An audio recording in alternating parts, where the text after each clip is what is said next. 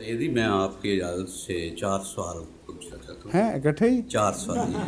ایک پہلے باری کریں باری. پھر جی دیکھیں کہ باقی بعد جی میں. ہاں حضور ایک پہلا. یہ جو میں پہلا سوال حضور کی خدمت میں عرض کروں گا وہ یہ ہے کہ یہاں پر حکومت جو ہے وہ بچوں کو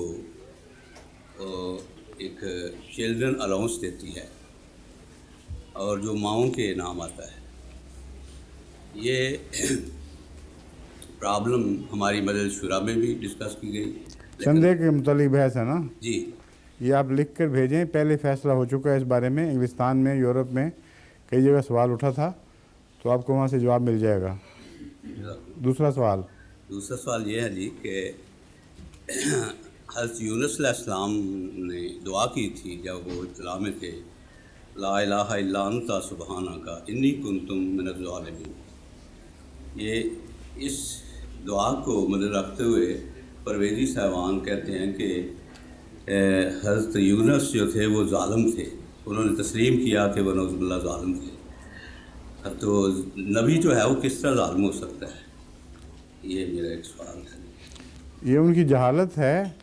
خدا کے حضور جب بندہ انکساری سے پیش آتا ہے اور اپنے غفلتوں سے توبہ کرتا ہے تو اپنے متعلق ایسے ہی الفاظ اس سے بھی زیادہ سخت استعمال کرتا ہے. خود رسول اللہ صلی اللہ علیہ وسلم کے متعلق جو ذنب کا ہے کہ ذنب سے توبہ کرتے تھے، کون سے ذنوب آپ نے کیے تھے ایسے؟ تو پرویزی صاحب کو ایسی باتیں کرتے ہوئے ہوش کرنی چاہیے کہ بات کہاں تک پہنچے گی. انبیاء انکسار کے نتیجے میں اپنی کمزوریوں کو بہت بڑا دیکھتے ہیں اور ہر منکسر آدمی جو منفعل ہو اس کو واقعی اپنا گناہ بڑا دکھائی دیتا ہے، اور جو شخص ظالم ہو اس کو نہیں دکھائی دیتا.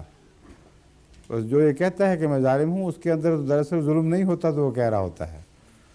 ظالم کو تو دکھائی کوئی نہیں دیتا کیونکہ ظلمت کا لفظ اندھیرے سے نکلا ہے. جو شخص اپنے نفس کے متعلق اندھیروں میں ہو اس کو کچھ اپنا گناہ دکھائی کوئی نہیں دیتا. میں نے بارہا ایسے لوگوں سے گفتگو کر کے دیکھا ہے، ان کو سمجھانے کی کوشش کی ہے، ان کو اپنی کمزوری نظر ہی نہیں آ رہی ہوتی. تو حضرت یونس سے ایک فعل سرزد ہوا جو فعل ظاہر ہے، اس فعل کا سب کو علم ہے. یہ کہنا جائز ہے کہ حضرت یونس سے یہ غلطی ہوئی اور اس غلطی کو وہ ظلم قرار دے رہے ہیں. یہ کہنا ناجائز ہے کہ ہم بیٹھے یہ فتوے لگائیں کہ حضرت یونس ظالم تھے. وہ غلطی کھلی کھلی قرآن میں بیان ہوئی ہے، وہیں تک زبان کھولنی چاہیے. اس سے آگے کیا مجال ہے کسی کی؟ سمجھ گئے ہیں بات؟ تیسرا سوال میرا یہ جی کہ حضرت یوسف علیہ السلام کے متعلق جو بیان کیا گیا ہے قرآن کریم میں سارا واقعہ، اس میں کچھ ایسا ہے سمجھ نہیں آتی کہ ایک طرف تو حضرت یوسف علیہ السلام خواب دیکھتے ہیں اور وہ خواب حضرت یعقوب علیہ السلام کی خدمت میں پیش کرتے ہیں، بیان کرتے فرماتے ہیں. اور پھر یہ ہے کہ دوسری طرف وہ ان کو ان کے بھائی جو لے جاتے ہیں اور وہ پھر ان کو ڈول میں ڈال دیتے ہیں، جو میری سمجھ میں آیا ہے کنویں میں. کنویں میں. ہاں جی ہاں. جی. تو میں صرف اتنی گزارش کرنا چاہتا ہوں کہ حضور اس وقت حضرت یوسف علیہ السلام کی عمر کیا تھی؟ عمر بچپن کی عمر تھی، میرا خیال ہے 8-9 سال 10 سال کی ہوگی، اسی کے لگ بھگ مجھے نظر آتی ہے، لیکن معین مجھے علم نہیں ہے. نہ ذکر ہے قرآن کریم میں. یہ ہے کہ لڑکا اس عمر کا تھا کہ کھیلتا ہوا شکار کے لیے بھائیوں کے ساتھ جا سکتا ہے، ورنہ حضرت یعقوب یہ اعتراض کرتے کہ اس کی تو عمر ہی نہیں ہے اتنی کہ تم لوگوں کے ساتھ جنگل میں شکار پہ جا سکے. تو عام طور پر 8-9-10 سال کا لڑکا اس قابل ہو جاتا ہے کہ بھائیوں کے ساتھ شکار پہ جا سکے. اور اگلی بات. چوتھا سوال یہ ہے حضور کہ یہ قرآن کریم میں آیا ہے 7 زمینیں اور 7 آسمان، اس سے مراد کیا ہے؟ 7 سے مراد میں نے بارہا بیان کیا ہے، لفظ 7 گنتی کا وہ 7 نہیں جو ہم بولتے ہیں. 7 کا لفظ عربی میں اور خصوصاً مذہبی محاورے میں تکمیل کے لیے آتا ہے. ایک لفظ جو تکمیل کے یعنی مکمل ہونے کے معنی بھی رکھتا ہو اور بار بار دہرایا جائے. جس طرح ہفتہ ہے 7 دنوں پر مشتمل ہے اور بار بار دہرایا جاتا ہے. تو ایسا کوئی مضمون جو کامل ہو اور کثرت سے دہرایا جائے، اس کے لیے لفظ 7 کا استعمال کیا جاتا ہے۔ سورہ فاتحہ کی بھی 7 آیات ہیں اور یہ بھی بار بار دہرائی جانے والی صورت ہے اور اپنے مضمون کے لحاظ سے کامل ہے۔ تو اس لحاظ سے 7 کا عدد کا اس کے ساتھ گہرا تعلق ہے۔ اس کے اندر بھی 7 کی تقسیم بار بار ہو رہی ہے۔ تو اس لیے جب 7 آسمان کہتے ہیں تو اس سے مراد یہ ہے کہ مختلف، جس طرح ایک سنگترے کی قاشیں ہیں، اس طرح مختلف طبقات میں بٹا ہوا ایک عالمی نظام ہے جو دہرایا جاتا ہے بار بار، اور ایک سے زیادہ 7 عدد پر مشتمل آسمان ممکن ہیں، کیونکہ جب آپ آسمان لفظ بولتے ہیں اس میں بے شمار گنجائش موجود ہے۔ 7 آسمان کے اندر بھی تو 7 کی تقسیمیں ہو سکتی ہیں، جس سے سورہ فاتحہ کی 7 آیتوں کے اندر آگے بہت سی 7 کی تقسیمیں ہیں۔ اس کے متعلق میں نے ایک دفعہ درس میں بھی بیان کیا تھا۔ تو اگر ساری کائنات کو کل 7 قرار دینا ہے تو پھر اندرونی تقسیموں کے رستے کھل جائیں گے، اور چونکہ تکرار کا مضمون ہے اس لیے یہ بھی ممکن ہے کہ ایک ہفتہ آسمان ہم پر روشن ہو، جب اس کی حدوں سے باہر جائیں تو ایک اور ہفتہ آسمان ہم پر روشن ہو جائے، وہ دوسرا بن جائے گا پھر، اور 7 کی پوری گنجائش نکل آئے گی۔ بس ایسے لفظ کو جس کو محاورتاً دوسرے معنوں میں، تکمیل کے معنوں میں اور اعزاز کے معنوں میں اور دہرائی کے معنوں میں استعمال کیا جاتا ہو، انسانی استعمال کے عدد کے مطابق محدود کرنا درست نہیں ہے۔ جزاکم اللہ۔ جی فرمائیے۔ یا سیدی، یہ خاکسار 3 سوالات کرنے کی اجازت چاہیے۔ ماشاءاللہ، 4 کے بعد 3، آگے پھر 2 کی باری بھی آئے گی۔ پہلا سوال حضور یہ ہے کہ حضور نے اپنے گزشتہ خطبے میں فرمایا تھا جی کہ حضرت یونس علیہ السلام کو جو نشان دیا گیا تھا اس میں جو یہ بتایا جاتا ہے کہ وہ 3 دن اور 3 رات مچھلی کے پیٹ میں رہے، تو اس کی جو تشریح حضور نے فرمائی اس میں حضور نے بیان کیا کہ وہ 2-3 گھنٹے سے زیادہ عرصہ نہیں تھا در حقیقت جتنا عرصہ وہ مچھلی کے پیٹ میں رہے۔ تو یہ حضور کی تشریح اس لحاظ سے تو مطابقت رکھتی ہے حضرت عیسیٰ علیہ السلام کے بارے میں کہ جو ہم سمجھتے ہیں کہ وہ 2-3 گھنٹے سے زیادہ سلیپ پر نہیں رہے، اور باقی عرصہ جو تھا ان کا وہ بے ہوشی اور تکلیف کا عرصہ تھا۔ لیکن وہ جو کہا جاتا ہے کہ حضرت عیسیٰ علیہ السلام کو صرف ایک ہی نشان دیا گیا یونس نبی کے علاوہ، اور کوئی نشان نہ تھا، لیکن جو حضور کی تشریح کے بعد یہ تو کہیں نہیں کہا گیا کہ ایک ہی نشان دیا گیا۔ وہ جیسا عیسیٰ علیہ السلام نے فرمایا، نہیں، حضرت عیسیٰ علیہ السلام نے بعض معترضین کو جو نشان کا مطالبہ کرتے تھے یہ فرمایا کہ تمہیں اس کے سوا اور نشان نہیں دیا جائے گا۔ حضرت عیسیٰ کو تو بے شمار نشان ملے تھے، ان کو دکھانے کے لیے فرمایا کہ تمہارے لیے یہ نشان مقرر کیا گیا ہے۔ اب اس کا اس سے کیا تعلق ہے جو مضمون آپ بیان فرما رہے ہیں؟ اس کو وضاحت فرمائیے۔ اس کا تعلق یہ ہے کہ حضور نے اسی خطبے میں آپ نے فرمایا تھا کہ یہ جو ہماری جماعت کی طرف سے کہا جاتا ہے کہ بار بار کہ وہ 3 دن اور 3 رات، ہاں ٹھیک ہے، اس کو اور اس کو نئی جو حضور کی تشریح ہے اس کے ساتھ ہم کیسے تطابق کیسے کریں گے؟ میں نے یہی بیان کیا تھا، قرآن کریم نے کہیں 3 دن 3 رات کا ذکر ہی نہیں فرمایا، کہیں ہے؟ اگر اس کی اتنی اہمیت ہوتی اور واقعتاً یہی ہوا ہوتا تو قرآن ضرور بیان کرتا۔ اس لیے قرآن کریم کی خاموشی بتا رہی ہے کہ اس میں کوئی راز ہے، اور چونکہ مفسرین نے روایات پر مبنی باتیں بیان فرمائیں، اس لیے امت مسلمہ میں بطور محاورہ یہ بات چل نکلی اور اس کو کسی نے چیلنج نہیں کیا۔ بعض دفعہ ایک صاحب فراست آدمی بھی جو خدا سے تعلق رکھتا ہے ان باتوں کے مطابق ایک رائے قائم کر لیتا ہے، اس کو چیلنج نہیں کرتا، ایک ایسی کیفیت میں سنی سنائی بات دل میں رہتی ہے، جس طرح حضرت مسیح موعود علیہ السلام حضرت عیسیٰ کے زندہ اور آسمان پر ہونے کے قائل تھے، حالانکہ ایسے صاحب فراست قرآن کریم کا مطالعہ کرتے، اس پہ عرفان پر مطلع ہوتے، اور اس کے باوجود ایک لمبے عرصے تک جب تک خدا نے جھنجھوڑ کر آپ کو اس عقیدے سے الگ نہیں کیا، یہ سمجھ رہے تھے. تو اتنے بڑے منصب کے آدمی کے لیے اگر یہ ممکن ہے تو عام علماء جو اس بات کو سنتے تھے ان کے لیے کیوں ممکن نہیں ہے کہ سنی سنائی باتوں کو رواج دے جائیں؟ اور پھر احمدی محاورے میں بھی وہ بات داخل ہو گئی، کسی نے چیلنج ہی نہیں کیا. اور 3 دن اور 3 رات بنانے کے لیے ہم پھر ساتھ وہ حضرت مسیح کے ارد گرد کے واقعات کو اکٹھا کر کے بناتے ہیں. میں نے اس پر جب غور کیا تو مجھے تو کہیں 3 دن اور 3 رات کا کوئی نشان قرآن کریم میں نظر نہیں آیا.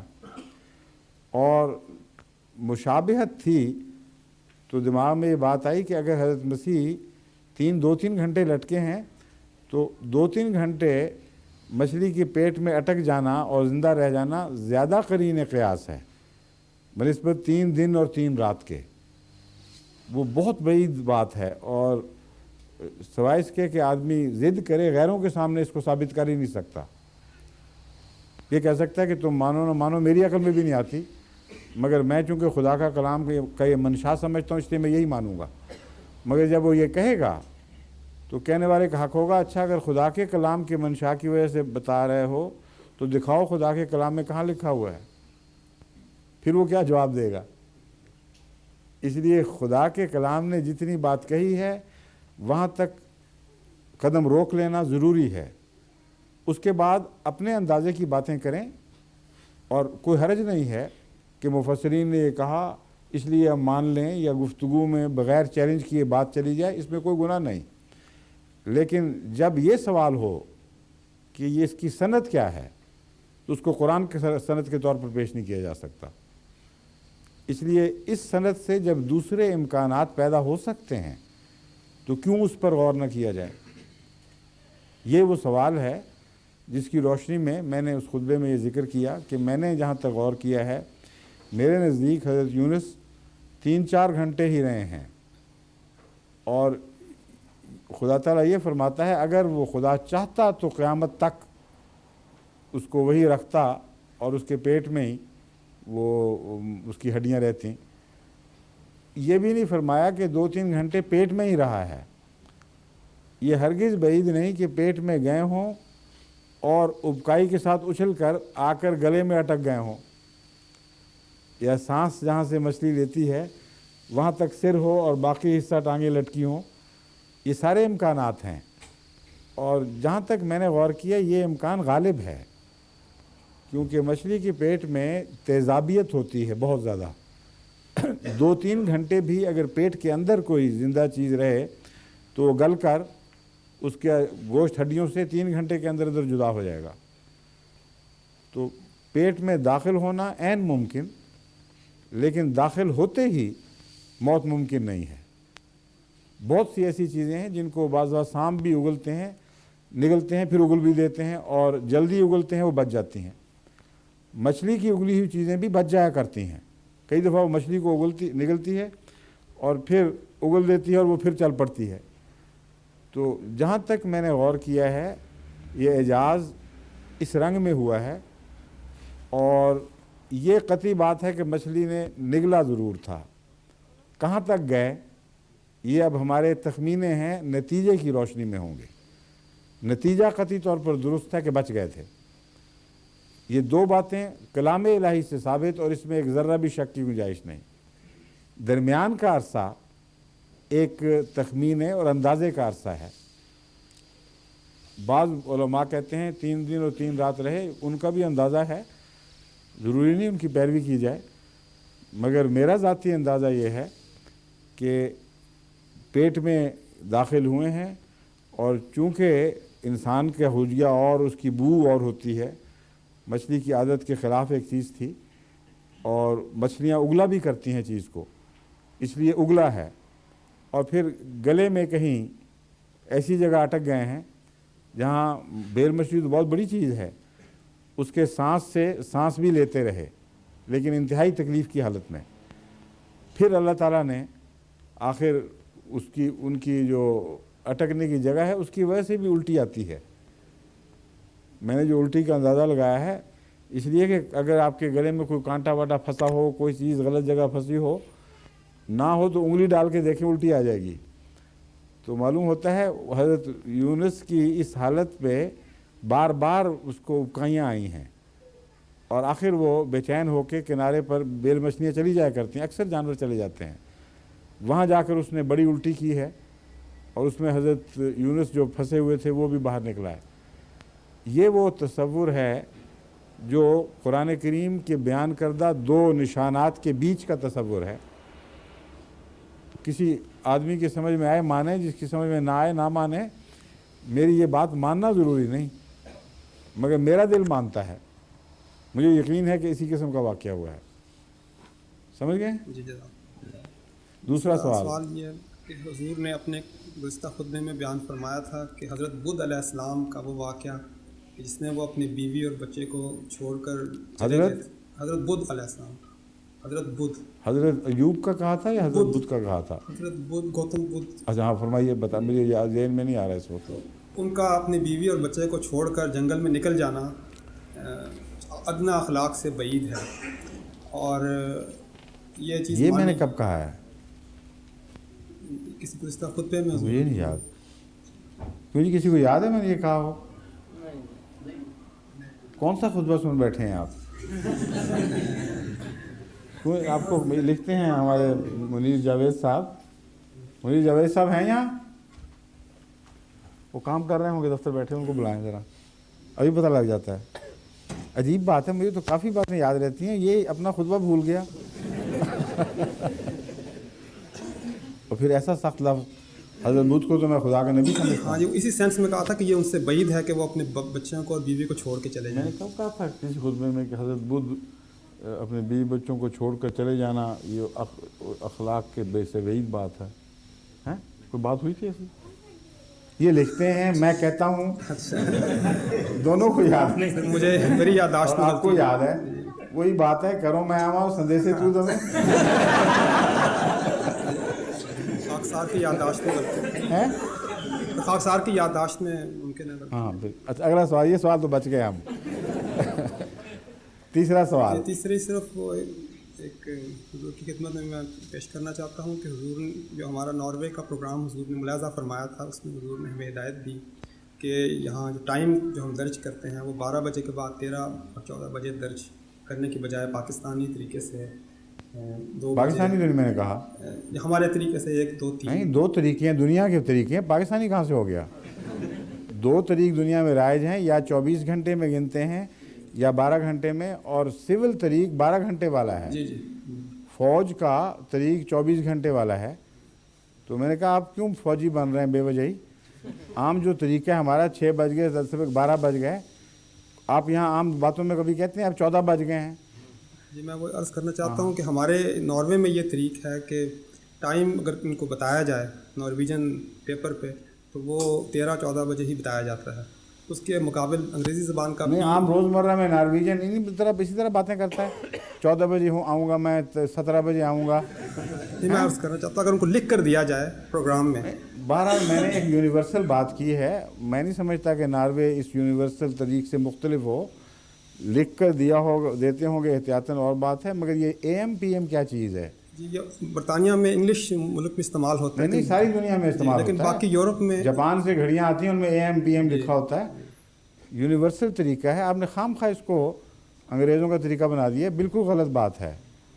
सारी दुनिया में दोनों तरीक़ राइज हैं और सारी दुनिया में सिविल जो मामलात हैं उनमें 12 तक आके बात ठहर जाती है, फिर AM PM में बात करते हैं, या अंदाज़न पता ही होता है कि शाम के 5 बजे, सुबह के 5 बजे।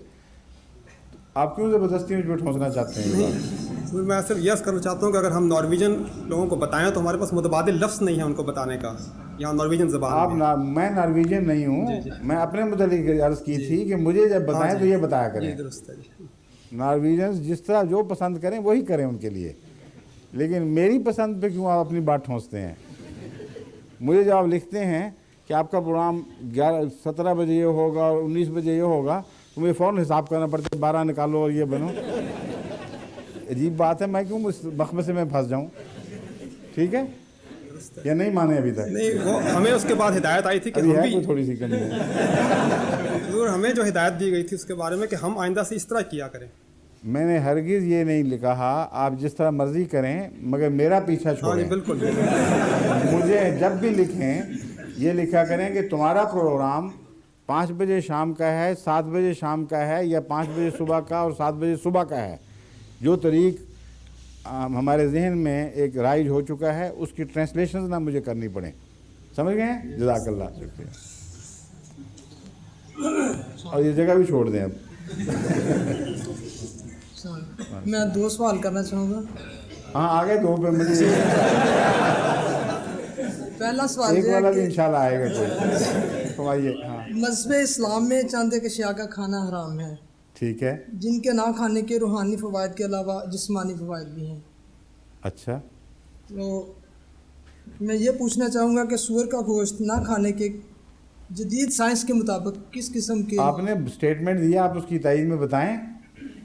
आपने तो सवाल ही नहीं किया, आपने कहा कि रूहानी फ़वाइद के अलावा ना खाने के जिस्मानी फ़वाइद जी, भी ज़रूर हैं। हैं। आप मुझे बताएं क्या क्या फ़वाइद हैं मसला मिसाल के तौर पर सूअर ना खाने के? नहीं, यही तो मैं पूछना चाह रहा हूँ आपसे। पहले बता रहे थे, आप पूछने लग मैं गए। यही तो मैं एक चीज़ का पूछना चाह रहा हूँ आपसे। देखें, सूअर की गोश्त की बहस जो है इसमें कुरान करीम ने जितनी बात बयान की है उस हद तक रहें, सिर्फ नजस करार दिया है। इस लिहाज से नजस की तलाश अगर आप करेंगे तो सेहत की बहस नहीं आएगी, क्योंकि सेहत की बहस जब उठाते हैं तो कई और जानवर हैं जो हराम नहीं हैं, इस मखमसे में फंस जाएंगे कि चर्बी फलां की खाई जाए तो उससे भी दिल को तकलीफ़ हो सकती है। ये भी कह सकते हैं कि सूअर का लीन गोश्त खाने में क्या हरज है, उसमें चर्बी ना हो तो फिर क्या नुकसान है। इसलिए ये बहसें यूं ही ज़ौक़ी बहसें हैं, इनमें कोई ठोस बात नहीं है। ये नॉर्वेजियन अक्सर ये सवाल पूछते हैं। वो बेशक पूछें, मेरा जवाब तो सुन लें। नजस फरमाया है, नजस का मतलब है इसकी आदतें बाज़ गंदी हैं और उन आदतों के ख़िलाफ़ एहतजाज है।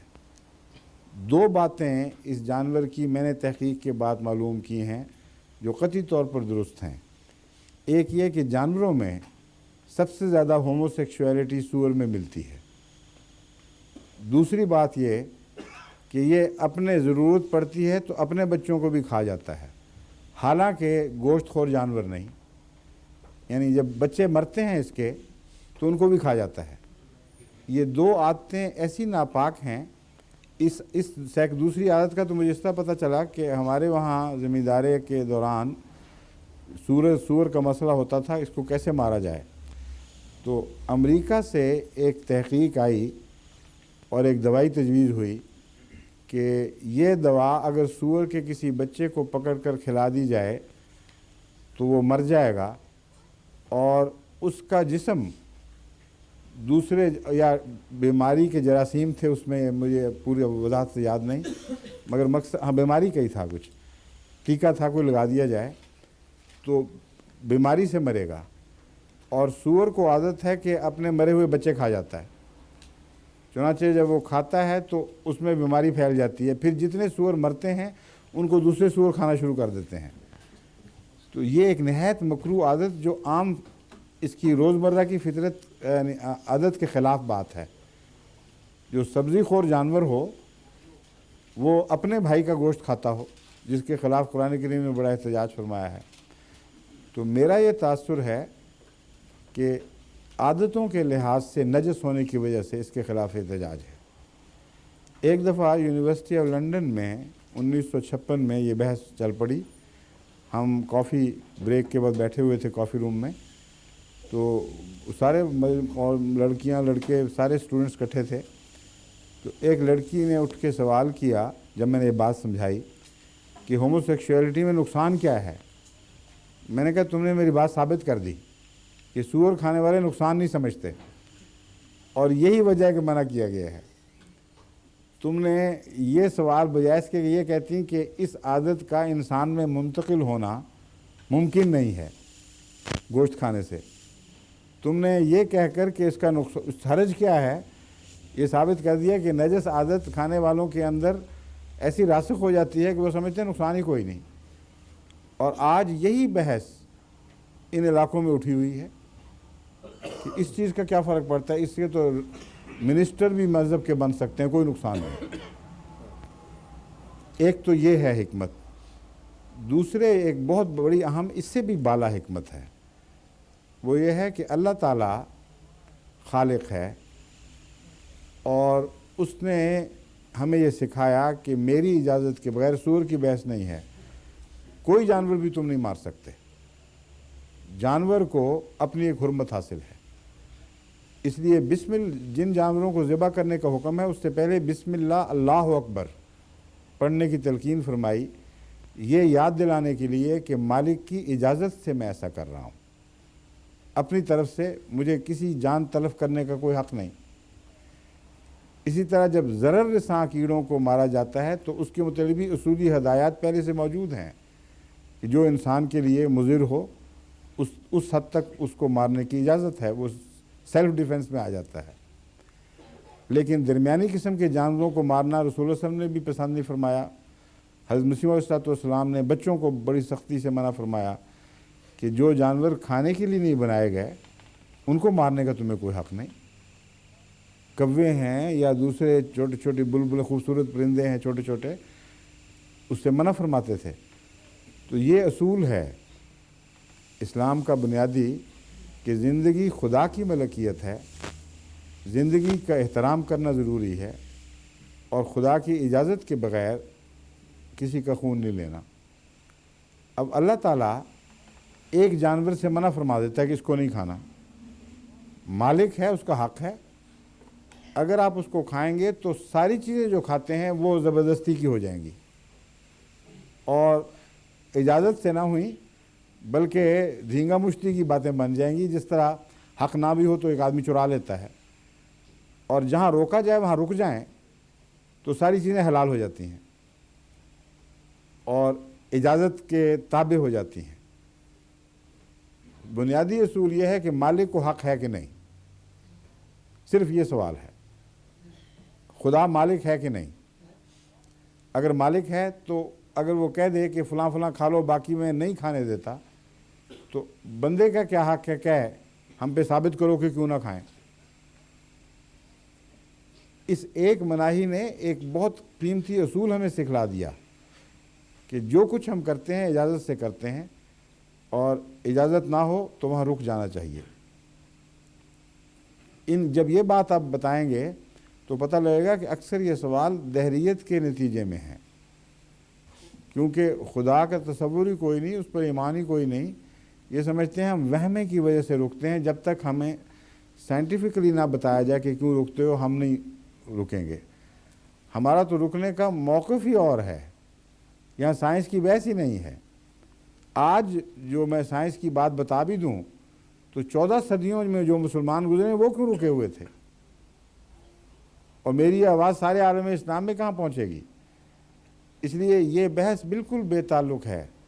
سائنسی چیزیں دریافت کر لیں, شوقیہ ذوقیہ آپ کی مرضی, لیکن رکنا حکم کے نتیجے میں ہے. اور سب سے بڑی بات یہ کہ یہ روک ان کے لیے بھی ہے جو کھا رہے ہیں. ایک اور سوال پلٹ کے یہ کرنا چاہیے کہ اسلام تو تیسرے نمبر پہ آیا ہے. سب سے پہلے یہودیت نے منع کیا اور حضرت مسیح نے حلال نہیں کیا. دکھاؤ کہاں حلال کیا ہے. تو پہلے تم بتاؤ کہ یہودیت میں کیوں منع ہوا تھا, عقلاً ثابت کرو, پھر ہم دیکھیں گے کہ معقول باتیں ہیں کہ نہیں. ہم تو اس لیے رکتے ہیں کہ خدا نے کہہ دیا. تم اگر رکنا چاہتے ہو سمجھ کر تو پھر پہلے یہودیت کا فلسفہ بتاؤ, اور یہ بتاؤ کہ حضرت عیسیٰ کی اجازت نہ دینے کے باوجود تم نے ایک منع شدہ چیز کو حلال کیوں قرار دے دیا, اس کی اتھارٹی کیا ہے. سمجھ گئے؟ جی. دوسرا سوال یہ ہے کہ ہمارے پاکستانی معاشرے میں یہ تصور کیا جاتا ہے کہ جو لوگ اپنے آپ کو سید کہتے ہیں وہ شاید آن صلی اللہ علیہ وسلم کی اولاد سے ہیں. تو سید کے حقیقی معنی کیا ہے, میں یہ پوچھنا چاہوں گا. اور سید تو سردار کو کہتے ہیں عربی میں. جی. عام معزز آدمی جو جس کو اعزاز کرنا اس کو سید کہتے ہیں یا شیخ کہہ دیتے ہیں. تو سید، چونکہ ہمارے ہاں محاورے میں سید سے مراد حضرت صلی اللہ علیہ وسلم کی اولاد، آپ کی نسل میں سے جو لوگ پیدا ہوتے ہیں ان کے لیے استعمال ہوتا ہے، اس لیے وہاں کے لیے یہی محاورہ درست ہے۔ باہر کی دنیا میں اس کا یہ مطلب نہیں ہے، یہ بھی ہو سکتا ہوگا لیکن عرب محاورے میں یہ مطلب نہیں ہے۔ عرب محاورے میں سید صرف عزت کا لفظ ہے۔ اذا سید منا خلا قام سید قول لما قال الکرام فول، یہ عرب شاعر کا شعر ہے، جب سید ہم میں سے کوئی فوت ہو جاتا ہے تو ایک اور سید کھڑا ہو جاتا ہے۔ پرانا اسلام سے پہلے سے سید لفظ سرداروں کے لیے استعمال ہوتا ہے، اسلام کے بعد بھی سرداروں کے لیے استعمال ہوتا رہا، ابھی بھی عرب اس کو کرتے ہیں۔ حضور صلی اللہ علیہ وآلہ وسلم کی اولاد طیبہ سے متعلق ہندو پاکستان میں یہ لفظ مخصوص ہو گیا ہے، ساری دنیا میں نہیں ہے۔ اب سوال کیا ہے بتائیے؟ سوال یہ ہے کہ جو لوگ پاکستان میں خود کو سید کہتے ہیں وہ کن معنوں میں کہتے ہیں؟ خود کو سید کیا مطلب؟ وہ خود کو کہتے ہیں یہ کہیں سید ہیں کہ نہیں، یہ بات کریں۔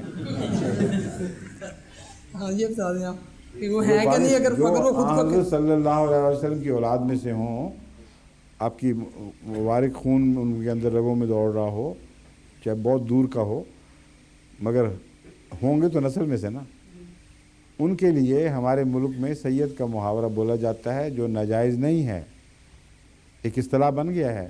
اس پر آپ کو کیا اعتراض ہے؟ اعتراض تو کوئی نہیں۔ پھر کیا سوال کیا ہے؟ پھر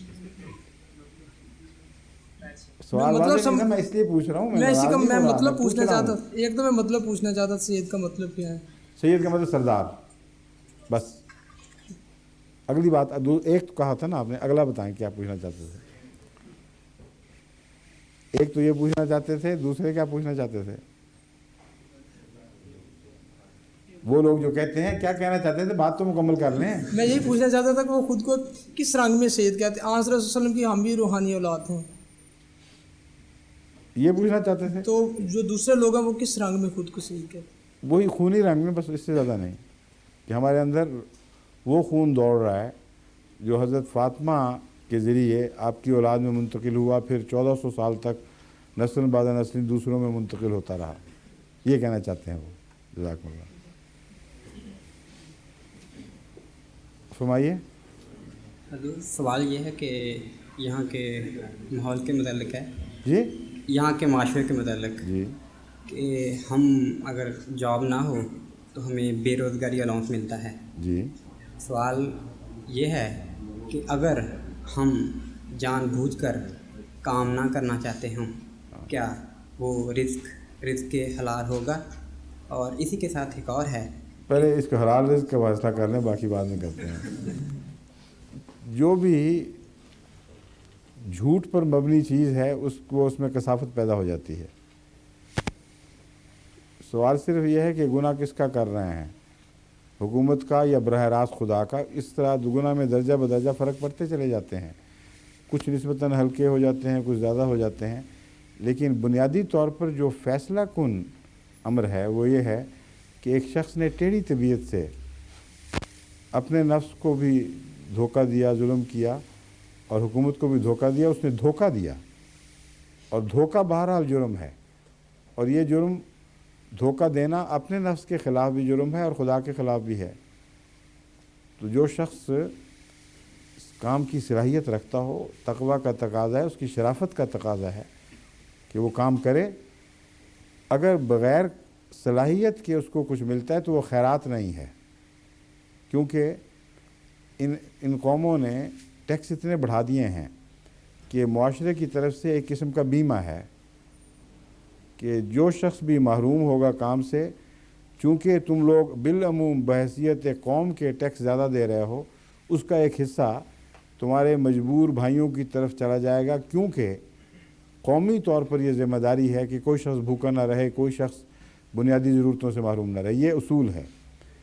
اس لیے جو شخص واقعتاً کام سے فارغ ہو اور کام نہ ملتا ہو، اس کے لیے یہ چیز نہ صدقہ ہے نہ کوئی احسان ہے، اس کا ایک قومی حق ہے۔ لیکن جو شخص नाजायज़ तौर पर इसको लेता है, उसके लिए ये हक़ नहीं रहेगा, चोरी हो जाएगी। चोरी जिस रंग में भी कोई करे चोरी रहेगी। समझ गए हैं? जी। इसके साथ ही और बेवकूफ़ी भी बड़ी है। खामखा बेकार बैठ के पलना किसी चीज़ पर, मुझे नहीं समझ आती वो किस किस्म के लोग हैं जो ये हरकत करते हैं। इसके साथ ही एक यही सवाल है कि अगर यानी कि उसे काम मिलता है टैक्स वाला, वो नहीं करता, वो एक तरह से यानी कि गवर्नमेंट नहीं, इसकी तफसीलात में सवाल पूछने की ज़रूरत ही कोई नहीं, मैंने असूली बात बयान कर दी है। अब जो नहीं करता आप उसको नाम लिए बगैर किसी को मुत्तहम ना करना शुरू कर दें, छोड़ दें इस झगड़े को। अब असूली बात होगी, बात ख़त्म है। बाकी हर शख्स का अपना ज़मीर है, वो बेहतर जानता है। हमारा कोई हक़ नहीं किसी के मामलात में यहाँ तक दखल दें कि तुम कर सकते थे और नहीं कर रहा है। ये वो जाने, खुदा जाने, वो जाने और हुकूमत जाने। उसूली फ़ैसला करना काम था मेरा, वो मैंने कर दिया। इसके बाद मैं आइंदा तफसीली जवाब नहीं दूँगा। तो दूसरा ये कि मौलाना हैं, वो काफ़ी देर से मेरे पीछे पड़े हैं कि कहते हैं कि मुझे, काफ़ी गरीब हैं, वो कह रहे हैं कि मुझे हज मैंने करना है, मैं कर नहीं सकता। जो हज कर नहीं सकता उस पर हज फ़र्ज़ ही नहीं है, इसलिए वो पैसे मांगने का बहाना है। जज़ाकल्लाह। और जब आप इनकार कर देंगे वो इतना करीब नहीं रहेंगे। ठीक, जज़ाकल्लाह। आगे नेक्स्ट प्लीज़। अस्सलाम वालेकुम वरहमतुल्लाहि। हजूर, मेरा सवाल पाकिस्तान की मौजूदा सियासत से है जो हालिया दौर से गुज़र रहा है। पाकिस्तान इराक़ की हज़ीमत के बाद आपने इराक़ के मतलब खुतबात में फरमाया था कि ये हालात जो हैं वो किसी भी मुसलमान मुल्क के साथ हो सकते हैं। ठीक है। तो उसके बाद बल्कि बारी बारी होंगे। जी। हाँ जी। इराक़ से निपटने के बाद जॉर्ज बुश ने यह बयान दिया कि मैं दुनिया को वर्ल्ड ऑर्डर देने वाला हूँ जी। और मौजूदा ख़बरें जो हैं उससे पता चल रहा है कि अमेरिका ने इराक़ इंडिपेंडेंट कश्मीर का फार्मूला तैयार कर लिया है, जिसमें वो ना हिंदुस्तान से और ना ही पाकिस्तान से उसका इल्हाक ये किसका पता लगा आपको? खबरों से। किन खबरों से? ये पाकिस्तानी खबरों से। मुझे नहीं पता इन खबरों। अखबार जहां में इस चीज़ का क्या कि उन्होंने एक इंडिपेंडेंट कश्मीर नहीं, का उसको किसने ये लिखा है? महमूद शाम जो है कालम नवीस है। नहीं, महमूद शाम की बातें खाम खाब मान जाते हैं। वो जब तक सबूत ना दे, कोई हवाला ना दे, किस बात से उसने इस्तेमाल किया है, उसका सियासी तबसरा है कि यूँ हुआ होगा या कोई ख़बर है जो उसको पहुंची है, ये मैं पूछना चाहता हूँ। नहीं हजूर, उन्होंने हवाला दिया है कि चूँकि पाकिस्तान की मज़ीद ज़रूरत अमेरिका को नहीं रही, जो जिनेवा तबसरा ही है ना जी, जिनेवा पैक्ट जो हाँ, एक तबसरा है, इससे ज़्यादा कोई हकीकत नहीं इसकी। तो चूँकि हाँ, फिर मुस्लिम दुश्मनी की वजह से ये ऐसा कुछ नज़र आ रहा है कि पाकिस्तान के साथ भी ऐसे ही हालात, क्योंकि इसराइल जो है इसमें मुस्लिम दुश्मनी कहाँ से हो गई? अगर अमेरिका ने कश्मीर को इंडिपेंडेंट करने का फ़ैसला कर लिया हो, जो बैद नहीं है, मैं इसका इनकार नहीं कर रहा, मैं कह रहा हूँ कि इसको ख़बर बताना दुरुस्त नहीं है, इसको तबसरा कहना चाहिए। एक मुबस्सिर की राय है, मैंने भी बराएँ बयान की थी, उनको ख़बरें तो नहीं करार दिया था, तो ये इम्कान है, लेकिन इसको मुसलमान दुश्मनी नहीं कहा जा सकता। मुसलमान दुश्मनी किस तरह बन गई है? मुसलमान अक्सरियत हिंदुस्तान के जबर इस्तिबदाद के नीचे कुचली जा रही है और बड़े दर्दनाक हालात हैं। उनको अगर इंडिपेंडेंट बना दिया जाए तो इसको इस्लाम दुश्मनी या मुसलमान दुश्मनी कैसे कहा जाएगा, ये नहीं मुझे समझ आ रही। अगर हजूर फ़र्ज़ कर लिया जाए कि वो वाकई कोई ऐसा फार्मूला तैयार कर रहा है अमेरिका, ठीक है, तो पाकिस्तान अगर नहीं मानता उस फार्मूले को, तो पाकिस्तान के साथ कैसे हालात पेश आ सकते हैं? आपको नहीं, पहले आप कश्मीर की बात कर लें। कश्मीर को इंडिपेंडेंट फिर भी मिल जाएगी ना, इंडिपेंडेंस जी हैं, तो इसमें मुसलमान दुश्मनी क्या होगी? अगर पाकिस्तान जो है वो अगर मान जाता है, पाकिस्तान का क्या हक़ है ज़बरदस्ती कश्मीर पे कब्जा करे? अजीब बात है। अगर हिंदुस्तान का हक़ नहीं है तो पाकिस्तान का भी नहीं है। कुछ ऐसे अनासर हैं जो चाहते हैं कि पाकिस्तान के साथ इसका अलहाक हो जाए। वो अनासर हैं। सवाल ये है कि कश्मीरी क्या कहता है। जहाँ तक मैंने जायज़ा लिया है और अहमदियों से लिख कर पूछा है, वो कहते हैं कि यहाँ भारी अक्सरियत मुकम्मल आज़ादी चाहती है, पाकिस्तान से इल्हाक नहीं चाहती, सिर्फ जमात इस्लामी है। और अब पाकिस्तान के बाद एजेंट आके ये प्रोपेगेंडे कर रहे हैं کہ جس سے وہ پاکستان سے الحاق کروانا چاہتے ہیں. یہ صورت ہے. میں نہ الحاق کے مخالف نہ اس کی تائید میں، میں صرف ایک اصول کے حق میں ہوں کہ اگر کشمیر کو آزادی ملنی ہے تو حق کے خود مختاری کے نتیجے میں ملنی ہے، ورنہ کوئی معنی نہیں. اور اگر خود مختاری دینی ہے تو ان سے پوچھیں تو صحیح وہ کیا چاہتے ہیں. اس لیے جب تک یہ ریفرینڈم نہ ہو کشمیر میں کہ وہ آزاد رہنا چاہتے ہیں بالکل ریاست پاکستان اور ریاست ہندوستان سے، یا کسی ایک سے الحاق چاہتے ہیں، اس وقت تک ان پر کچھ ٹھونسنا نہیں چاہیے. جس طرح ہندوستان کا حق نہیں تھا کہ اب تک اس پر کشمیر پر راج کرتا، اس طرح پاکستان کا بھی حق نہیں کہ کشمیر کو زبردستی اپنے ساتھ ملحق کر لے. سمجھیں کہ نہیں؟ اس لیے اگر امریکہ کشمیر کے باشندوں کے حق کے خود مختاری کے حق میں کوئی قدم اٹھاتا ہے تو اس معاملے میں امریکہ کو ظالم نہیں کہا جا سکتا. ہم تو کسی ایک ملک کے دشمن ہیں ہی نہیں. امریکہ کی وہاں تک تنقید کرتے ہیں اور بڑی جرات سے کرتے ہیں جہاں وہ غلط فیصلے کرتا ہے. یہ سمجھ لینا کہ ہم امریکہ کے مخالف ہو گئے، اس کی ہر بات غلط قرار دیں، یہ بالکل بیوقوفوں والی بات ہوگی. ہم اپنے خود موقف سے ہٹ جائیں گے. اسلام نے ہمیں انصاف پر قائم رہنے کی تلقین فرمائی ہے، اور یہاں تک فرمائی کہ دشمن کے خلاف بھی تم نے انصاف سے نہیں ہٹنا. وَلَا يَجْرِمَنَّكُمْ شَنَآنُ قَوْمٍ عَلَىٰ أَلَّا تَعْدِلُوا اعْدِلُوا هُوَ أَقْرَبُ لِلتَّقْوَىٰ، کہ تمہیں ہرگز کسی قوم کی دشمنی بھی اس بات پر آمادہ نہ کرے کہ ایک سر منہ بھی انصاف سے ہٹ جاؤ. کتنی واضح تعلیم ہے.